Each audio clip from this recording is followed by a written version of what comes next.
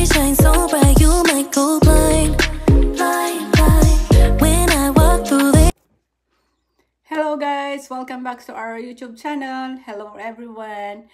So today, I will discuss to you about what are the different recruitment agencies sa Pilipinas na license ni Department of Migrant Workers this New Year 2024. Alam nyo ba guys, may mga expiration yung mga recruitment agency na yan. So that's why we prepared and we searched for you na updated this New Year. So, but before we discuss, let me say thank you so much to all our new subscribers. Salamat po sa pag-subscribe. Sa mga viewers natin na hindi pa nakapag-subscribe, please consider to subscribe our YouTube channel sa Minado Family. Don't forget to hit notification bell para updated ka sa mga paparating naming vlogs na related kung paano mag-apply papunta dito sa Canada.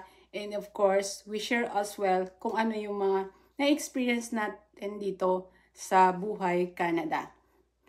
So, stay tuned guys and we will start right now. So, yan guys, punta tayo sa website ni PDOS.com. So, makita nyo yung Licensed Recruitment Agency for Canada. Alright. And then, yan, are you looking for a job in Canada? So, if you are in the Philippines, ito yung recruitment agency licensed by Department of Migrant Workers, which has job orders for Canadian employer. So, first, yan, 10th Story Placement Agency. Makita nyo dyan, may address sila. Like, yan, nasa Ermita, Manila, Philippines, with telephone number, email address, website, and Facebook. Number 2, si First Dynamic Personal Resources Incorporated. Yan naman, sa Quezon City siya. Yan, makita nyo siya. Number 3, 7107 Island Placement and Promotion Incorporated. So, Las Piñas City. With contact number, email address, website, and Facebook page. Yan. Number 4, ABD Overseas Manpower. So, Makati naman siya. AMI Global Recruitment for number 5. Under siya sa Mandaluyong City. Andrews Manpower Consulting. Yan. Ortigas, San Antonio, Pasig City. Andyan yung Facebook nila, website.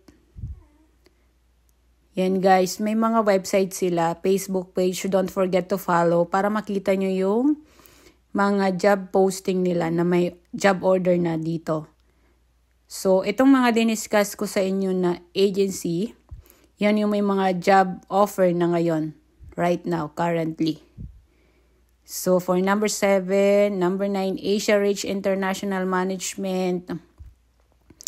Yan sa Malate, Manila, their telephone number, mayroon siyang email address, website, Facebook page.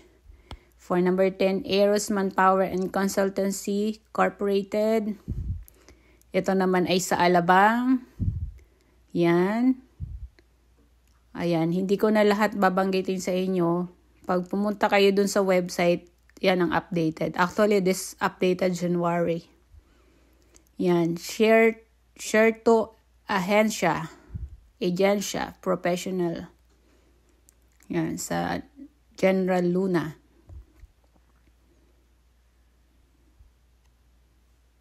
Yan yung agency nila. So, pwede kayong mag-send ng resume. Ito naman yung other recruitment agency for Canada and the Philippines. Ito naman ay wala pa silang job available right now, but approve sila ng DFW. So, kapag may mga posting nga sila ng job opportunities, don't forget, follow nyo yung mga Facebook page nila. I-save nyo yung contact number, email address, or else pwede kayo mag-walk-in.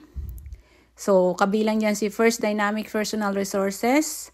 Nasa Don Manuel, Barangay Don Manuel, Quezon City, Philippines. So, 7107, yan. Advanced Production, So, pwede nyong i-visit yung mga Facebook page nila, ma'am and sir, para makita nyo kung anong mga trabaho yung ino-offer nila.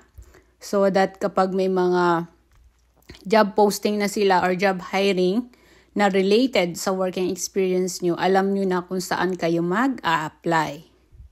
And huwag nyong kalimutang mag-always mag-visit sa mga website nila para, madalas tagpo-post sila or else meron silang incoming. So, Advanced Production, isa yan sa kasama. Las Piñas City. Yan, may mga email address sila, website.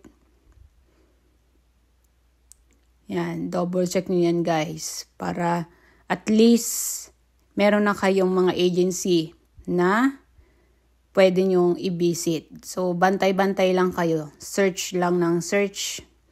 Yan, Golden Horizon Placement Agency sa North Fairview, Quezon City. Yan yung email address nila, telephone number, website, tsaka Facebook page.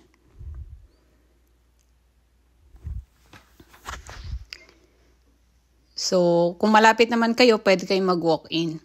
International Staffing Organization, isa din sa mga agencies sa Makati City. Ayan yung telephone number nila. Pwede kayong mag-send ng email address kung nasa province kayo. I-double check nyo. Pwede naman kayo kasi magre-respond sila sa email address. Website, meron din silang website and Facebook page. You can follow them there. Kung wala kayo sa Metro Manila. Kasi karamihan dito is Metro Manila, guys. Yan, sa Barangay Bill Air Palace International Staffing. So, ito guys ay mga registered sa PIDOS. So, legit talaga siya, 100%. So, iba-ibang mga job position.